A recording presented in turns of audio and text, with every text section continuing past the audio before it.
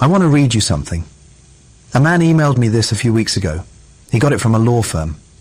I've changed the names, but the words are close to the real thing. And here's what it says. Say to this, dear Mr. Hammond, this firm represents the claimant in the above matter. Our investigation has identified the following assets held in your name. A single-family residence on Maple Street, a duplex on 3rd Avenue, a commercial building held in your business, and your ownership interest in Harmon Properties LLC, plus 3 properties in Phoenix, Arizona. We are prepared to pursue collection against each of these unless we receive payment of the demand below. Within 14 days, we will file suit and satisfy any judgment from every asset identified above. Okay, and then there's a number at the bottom. And that is a big number they've listed down here at the bottom of this letter. Now listen, Dave called me the day this landed. And the first thing out of his mouth wasn't a legal question. It was this. Hey, how did they find all of it? And right behind that he said, can you make it go away? You see, that's what this whole video is about. Today I'm going to talk to you about asset protection because it only exists for one reason. And that reason you can do something about it, but only before the letter shows up. So let me show you what I mean. Okay, so most people read the letter wrong.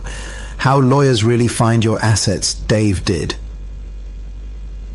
He assumed that a lawyer had some type of inside information on him, like somebody was telling them about his assets or as a snitch in his family. Okay, that's almost what's never happening.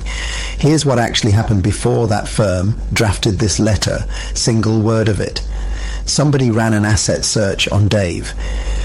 Now, what is an asset search? It's just where somebody pulls together a report that shows everything you own publicly that's tied to your name. Property records, business filings with the Secretary of State, vehicle registrations, past addresses. There are firms that do nothing else. An attorney can order one for a few $100s. You see, that's the part that no one tells you. They don't need to sue you to run it. There's no court order. There's no notice. It's not like running your credit report where you have to get permission. You don't even know this is happening. And by the time you receive that letter, okay, your entire what an asset search reveals balance sheet is sitting on a PDF on some paralegal's desk. And understand how the complete picture this is because people underestimate it. You see the county recorder, it's public. Every deed with your name on it is searchable by name. Okay, so that means your personal residence, rental properties are all searchable. The Secretary of State is public. Every LLC where you're listed as a member or manager or organizer. Okay, recorded mortgages and deeds of trust or public. So they don't just see that you own the duplex, they can estimate now how much equity is sitting inside of that duplex, right? Because those are two different things. You could have a property, but if it's completely encumbered, well then it's not an asset to you. But if there's equity there, that is now an asset, and that's what the other side is looking for. Vehicle records, old addresses, any prior lawsuits, and they've sketched your whole net worth without ever picking up the phone. So why would a lawyer spend money searching you before they filed anything? Because of how these cases get paid. A lot of plaintiffs' attorneys work, as you know. Maybe you don't on contingency, so that means the lawyer only gets paid if they collect, okay? The time that they put forth up front, that time and cost, what they're doing is they're taking a percentage on the back end of whatever they recover. So before they take their case, they have to answer this one question. If we win, is there anything actually to collect against? So the asset search, that's how they answer it. Right. I worked for a firm like this when I was in law school. And if the search came back and your name is tied at 6 properties in 3 LLCs, I'll tell you what, congratulations, because you're now a very attractive defendant to these firms. You're collectible, and that's what they're looking for. That was my job when I worked for this firm. Because here's how a contingency lawyer actually scores you 3 questions. How plaintiff attorneys evaluate you right. Is there enough there to make it be worth it? Is it easy to get to, or is it buried? Because that's always going to factor in. Hey, maybe it's there, but if it's going to take us too much time and effort to get to it, then it's not worth it. And then how certain is the collection? So a name attached to 6 properties. Guess what? That's going to score high on all 3 of these. Worth it. Easy certain. That's a green light. And that letter, you got it, isn't really a legal document. It's shaking the tree, okay? So what they're doing is they're going to rattle the branch list, everything they've found, set the demand high on purpose, and wait to see what falls out. They want you scared enough to write a check before anyone walks into a courtroom. And it almost worked on Dave. He was ready to settle the day he called me just to make the fear stop. And this is something I tell people all the time. In this situation, if you have protection in place and someone's coming after you, what you do is you take this letter right here and you do this to it, why demand letters work, and just toss it. And you call their bluff and you make them file, and then you'll know if they're serious or not. You see, what that attorney did is by design, okay? It's a short clock, the scary number. It's built to make you act before you think, before you ever talk to someone like me. And there's a lot of people who get one of those letters and they try to settle it out and they reach out to the other side. And I always tell people, don't do that, right? The letter works precisely because the search worked first, and that's the whole thing. But if you step back and look why it worked because the search found something.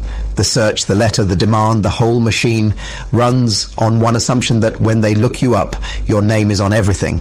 So the real question was never, how do I answer the letter? I mean, it's what does the search find when they look me up? So what do we want to do then? Okay, so let me just basically go to the whiteboard. I'm going to draw out two versions here of the same investor. Right, the same person with 6 properties, the same net worth. The only difference is going to be how it's held.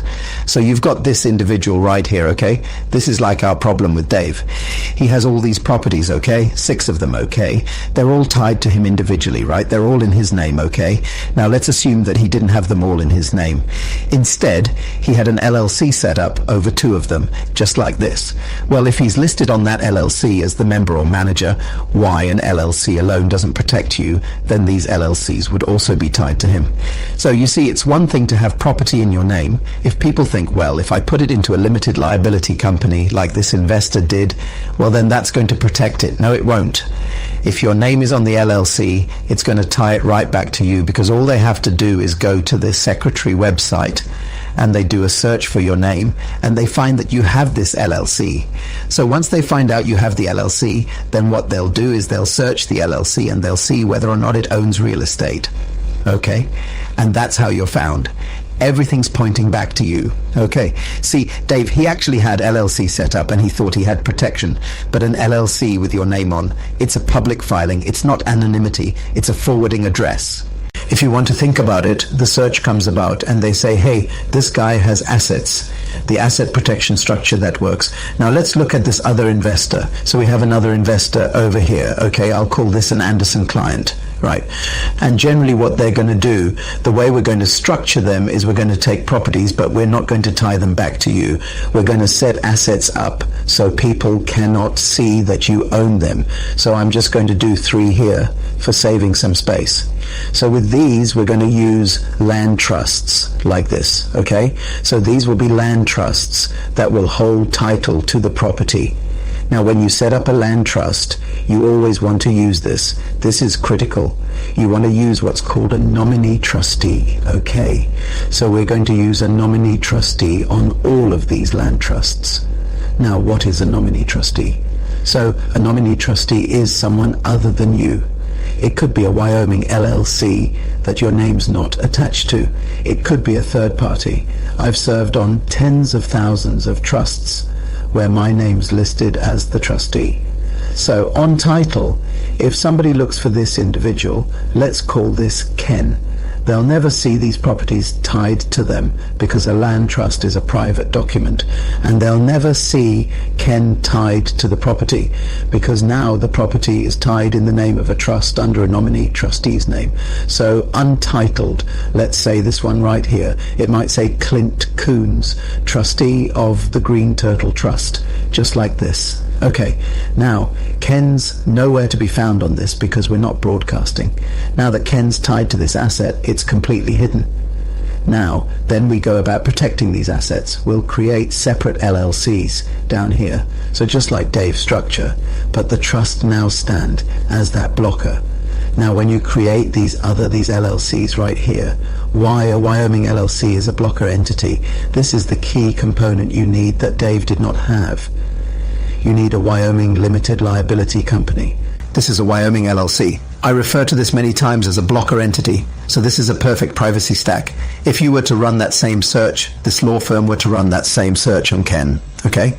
Nothing's going to come back pointing to him. That's the point of setting up the structure. Every line back to Ken now ends in 0, because Wyoming doesn't share any information on its members or managers of its LLC, because it doesn't collect the information. Whereas if these LLCs at Ken set up here were all in Texas, Texas collects that info, and if Ken was listed as a member or manager there rather than his Wyoming LLC, you would see a line directly to Ken. But we eliminate these connections by using blocker entities, and Wyoming is a perfect blocking entity. And again, this works both ways, right? So if you look at the asset, you never see Ken. If you look at Ken, you never see his assets or his business entities. Okay. This is important. Okay. I've had clients just like Ken that I've structured that have been involved in lawsuits, and those cases turned out the way we wanted them to, where the attorney went away, took some insurance money, and left them alone because they assumed Ken had no assets. This is what we're going for when we're putting these types of plans together. We don't want to be in that situation where we're an open book and we're an easy target. Okay, so let's go back to Dave. Okay, you see, Dave asked me the question, everybody else, can we just move everything now, put it all in a trust, set up that Wyoming holding company, that blocker entity, and get my name off of all my assets before they file, because they just sent me the letter. They haven't filed a lawsuit against me. And that's where I had to tell them no. And I want to be really clear about why, because this is the most important 90 seconds of this video. The moment a claim exists against you, the rules change. All right, there's no doctrine, okay? I mean, there is a doctrine. Excuse me. Most states call it a fraudulent transfer or voidable transaction. Fraudulent transfers explained. It's really important to understand this because in plain English, here's what it means. If you move assets to put them out of a creditor reach after a claim has already arisen, or you're under a reasonable degree of certainty that you're about to be sued, a court can unwind it. That is, reverse all those transfers and drag the assets right back to you and put them in your name, because now you're looking like somebody who is trying to hide their assets from a creditor. You didn't do it to protect anything, okay? Or to do it for a business purpose. You did it to hide assets, okay? That is a problem. So what you've done now is you've handed the other side basically another weapon against you. And notice the line here because it matters. Setting this up when no one's coming after you is legitimate planning, right? Business planning. It's what every sophisticated investor does, doing the same moves after a claim shows up. Specifically to dodge that creditor is what crosses into that voidable transfer. Same paperwork, but completely different legal world. The only thing that changes here is timing. Then Dave asks a question I really couldn't touch. You said if we could just date the document earlier, right? And I've had this come up before. People will call in and say, hey, just backdated the trust. So it looked like you'd been set up last year. Okay, the answer to that is always going to be no. And every time from anybody, no. Backdating a document is another way of showing you try to defraud a creditor. It's not a strategy. It's something that the judge will hammer you on court when it turns out that you backdated something, and then it turns into a civil money problem. Okay, turns a civil money problem into a potential criminal problem. If you get under oath and you say, yes, I signed this a year ago, and they show that you lied under oath, and any advisor that you meet, say you're searching on the internet for somebody for asset protection, you're not using our firm, and they say, yes, you can do this. Listen, they're not protecting you. What they're doing is they're trying to sell you. The fact that Dave even asked told me how scared he was, but fear is not a reason to commit a fraudulent transfer like this. So listen, here's a hard truth, Dave. I'll give it to you. Everything we talked about, the trust, the entities, the anonymity, it's enormously powerful, but it's a fence you build before the storm, not after. Build your asset protection before the storm. Build it while everything's fine. You're not under a reasonable degree of certainty being sued, and your case will turn out completely different. Best of all scenario, You'll never even know that there's a law firm out there, like in Dave's situation, that is considering bringing a case against you. Because when you build the fence early and protect your assets, what happens is when they run that search, it comes back with a big fat 0, okay?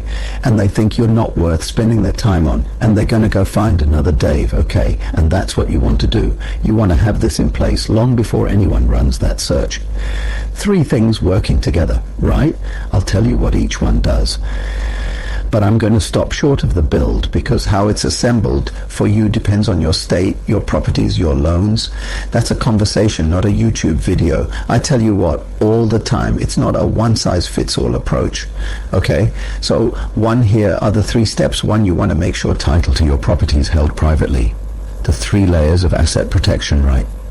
Your properties need to come out of your personal name and put them typically in the land trust with a nominee trustee, so the public deed doesn't lead. Like I said earlier, a directory on everything you own. Step 1, hold property privately. This is the layer that makes the asset search come back and it says, hey, there's nothing there. When the recorder's index doesn't return your name, the very first step of the search fails and you've cut the investigation off at its knees. Step 2, separate liability with LLC, okay? So number 2, liability separation, okay. The day-to-day exposure, tenants, leases, contractors sit inside an operating entity, structures to the public. Filing doesn't just hand your name to anyone who looks one. Property's problem stays at that property. It doesn't reach across the table and grab the other 5 properties, okay. And the third thing is that the ownership sealed or block or entity sits on top. Step 3, use a Wyoming holding LLC. That's where you want to use a holding company.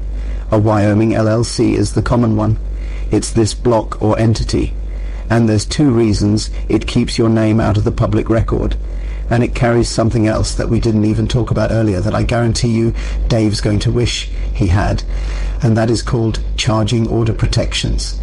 And so what that means is that even if a creditor gets a judgment against you personally, if you have a LLC set up in Wyoming or Delaware, then you have this extra protection. That means that a creditor cannot take your LLC from you. And this is one of the biggest mistakes I see with people who set up business entities. And they think that they have asset protection with their LLCs. They're not thinking it from the standpoint that what happens if you get sued? Can a creditor take your LLC? I mean, I get it. They see the LLC. I should be protected from what happens at the LLC level.